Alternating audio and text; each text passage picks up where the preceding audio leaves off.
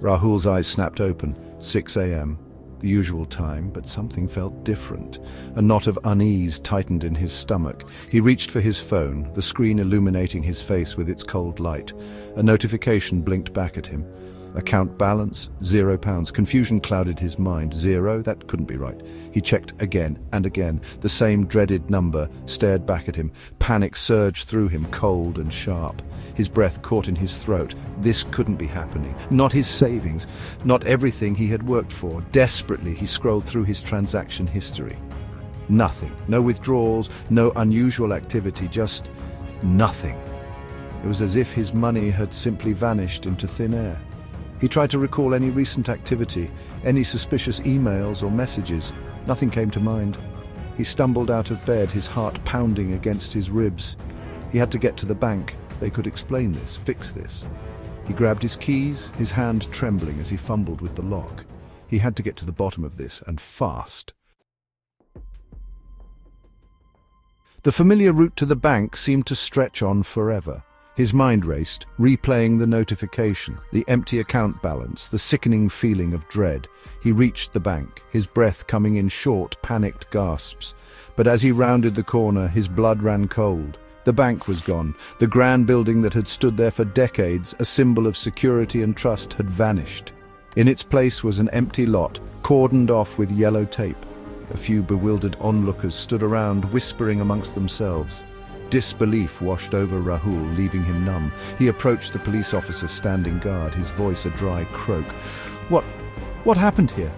The officer looked at him, his expression a mixture of pity and annoyance. "Bank's gone bust, mate. Seems like they took everyone's money and ran." Rahul stumbled back, the officer's words echoing in his ears.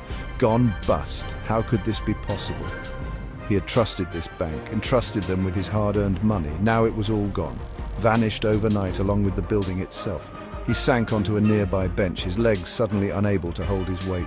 The world spun around him, a dizzying blur of noise and colour. He was ruined. Everything he had worked for, saved, dreamed of, gone. As the initial shock began to wear off, a bitter realization dawned on Rahul. There had been signs, subtle hints of trouble that he had conveniently chosen to ignore.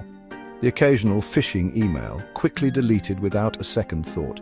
The news reports of financial institutions collapsing, dismissed as irrelevant to his own secure world. He remembered the strange phone call he had received a few weeks ago.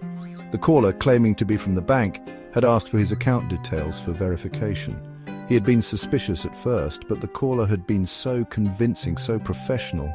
He had let his guard down, brushed off the nagging feeling of doubt.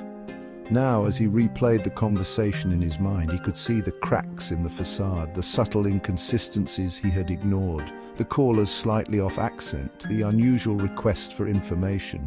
But it was too late for regrets, too late for what-ifs. He had been foolish, blinded by his trust in the system, his belief that his money was safe. He had allowed himself to be lulled into a false sense of security, ignoring the warning signs that now seemed so glaringly obvious.